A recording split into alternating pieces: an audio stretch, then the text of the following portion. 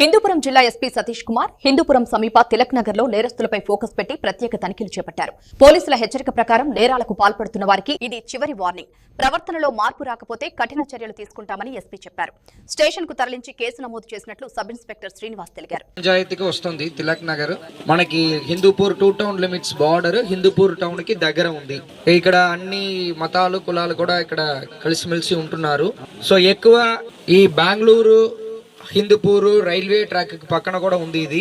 So ఇక్కడ దాదాపు 400 కుటుంబాల వరకు ఈ తిలక్ నగర్ లో మాత్రమే ఉంది. చుట్టుపక్కల ఆర్టీసీ కాలనీ, ఇందిరమ్మ కాలనీ, తర్వాత డ్రైవర్స్ కాలనీ, సౌగత్ నగర్. ఎవరు మీరు కట్టుకున్నారో వాళ్ళు ఎవరికి మీకు రెంట్కి ఇస్తున్నారు, ఇదన్నీ కూడా మీకే ఐడియా లేకుండా తక్కువ రెంట్ వస్తుంది కాబట్టి వాళ్ళ ఆధార్ కార్డు కానీ అడ్రస్ అంటే వాళ్ళు ఐడెంటిఫికేషన్ డీటెయిల్స్ ఏమీ లేకుండా మీరు ఇల్లుని అప్పుకిస్తున్నారు.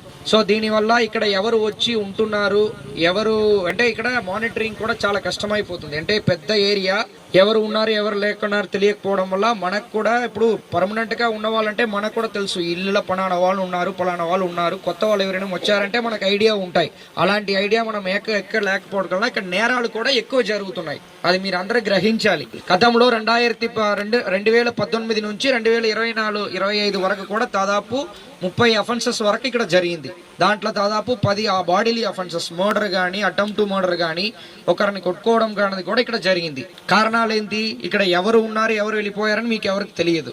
రాబోయించుకోరు, ఇక్కడ ఎవరు రారు అనే ధైర్యంతో పాటు. సో పోలీస్ మేము కూడా అన్ని చోట్ల ఉండాలంటే చాలా కష్టం. సో మీ సపోర్ట్, ప్రజల సపోర్ట్ మనకు చాలా అవసరం అని చెప్పేసి కోరుకుంటున్నాను. ఇప్పుడు బైక్ కూడా మనం సీజ్ చేయడం జరిగింది. దీంట్లో మీరు కర్ణాటక నుంచి కానీ బయట దీని నుంచి కానీ మీరు బైక్ అనేది వాళ్ళు కర్ణాటక నుంచి ఒక 15 సంవత్సరాలు వాడుకున్న తర్వాత వాళ్ళు తోసేయడానికి ఏంటంటే మీరు వెళ్ళి తీసుకుంటారు. మీరు బుక్ కానీ దానికన్నా ప్రూఫ్ కానీ ఏమీ ఉండదు.